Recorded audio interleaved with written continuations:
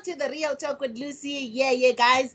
Today I have queens, and people ask, why do I have women only in the panel? Guys, this is intentional. Hey, we're not saying the future is female. Guys, we are ruling right now. So I just wanted to hear from powerhouse women who are doing a difference out there. And people, they asked me, why didn't you invite me to come and speak? I said, no, for this particular session, Sis Joey is coming with a certain angle. Rebecca is coming with a certain angle. Nompumelelo is coming. We don't just invite people to come and speak. Just, it's like a dialogue, a random. It's not a random dialogue. There is an intention why this person is here, because they are doing something in the society. Guys, what moves me is community work. What moves me, it's empowerment in what a person is doing. Yes, you can be a well-known speaker on Instagram with so many likes and all of those things, having so many followers. For me, that's not the aim. You do not move me. What we want to see is the level of impact and influence. Even if you are impacting 2 people, that's a lot. Even if it's 1 student, it does not matter. And that's where you find the rawness, the uniqueness of a person having an influence. Guys, we know there's so many issues when it comes to youth unemployment, getting access to university. There's so many issues. And I've observed the entire week, people are talking about issues, which is okay. Yes, we acknowledge that we have issues. But I was like, why don't we talk about solutions? Yes, we know that there are young people out there, guys, who are doing amazing work when it comes to youth empowerment. And this high rate of everything is bad. It actually covers the positivity that is around young people. And there's one thing I love about Sis Joey, guys. She always look for positivity in everything. Even if they can say this child is useless, this child is stealing, this child is a troublesome and everything, Sis Joey will dig for the positivity in that child. So guys, we have a social worker in the house. So we are digging the positivity in this youth of 2021. And we know that there is some good things going on.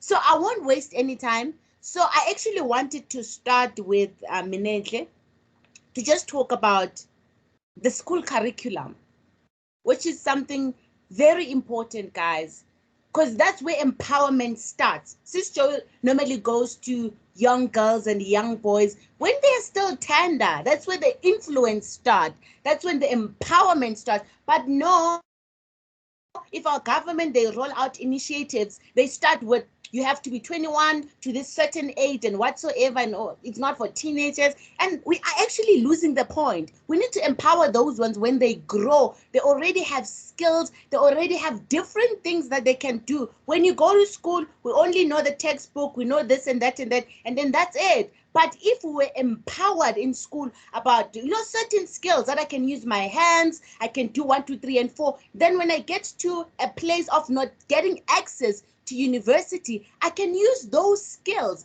But hey, no one is interested in that. They just want books theory and go get a degree. After degree, you are stranded, no job. You have no other skills. So youth empowerment is about skills, guys. We're getting all these skills.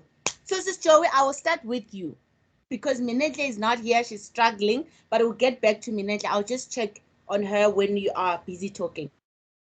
So please, you are the founder of a foundation that is doing amazing work, and you care about boys and girls. It's not just girls. I've seen a lot of foundations, they pay attention to a girl child and they neglect a boy child, which it doesn't make sense now. Yes, we know the future is us and we are now ruling, but we cannot leave aside a boy child because we are so self-centered, saying it's our season. Hey, it's our season now. We don't know.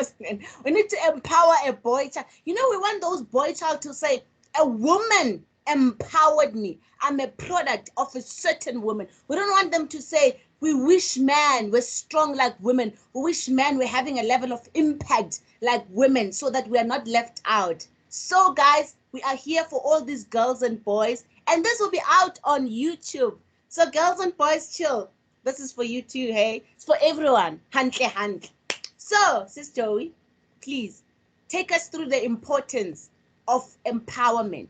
And the fact that you are doing it from a young age, teenagers, the stage that no one wants to partake in. When you talk about teenagers, you're like, I'm fine. You are on mute. Yeah, I'm fine now. Okay, thank you so much for this platform, for this opportunity. Yeah, for me, I believe that in order to empower the next generation, it has to be both genders. We cannot empower the girls and exclude the boy child, because at the end of the day, the girl child will know how to express herself, she will be assertive, she will know how to make changes in her life, while the boy child will not have the same information or the same knowledge.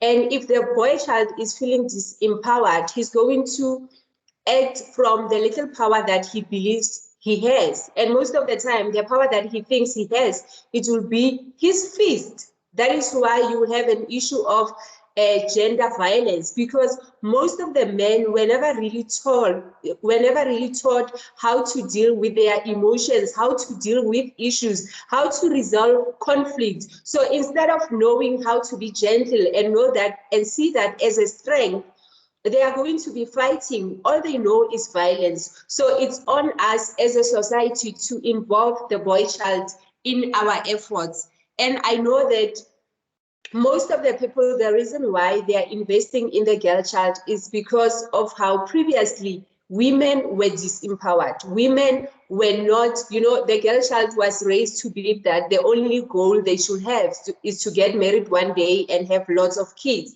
But, or a woman's place is in the kitchen. As an organization, we are trying to change those stereotypes, those beliefs, those myths, because they are not the truth. Girls and boys, there is so much good in them. And I'm coming from a place where I believe that there is good in our kids. There is goodness in our kids. There is goodness in young people. Against the messages that we hear about the youth, people calling them the lost generation. They don't know what they are doing. They are so disrespectful. What I have observed, I was talking about it today on my Instagram, that it's a matter of perception. So just because I do not understand where they come from, I do not understand their reasoning, I do not understand their experiences, it does not mean that they are wrong. It does not mean that there is something wrong with them.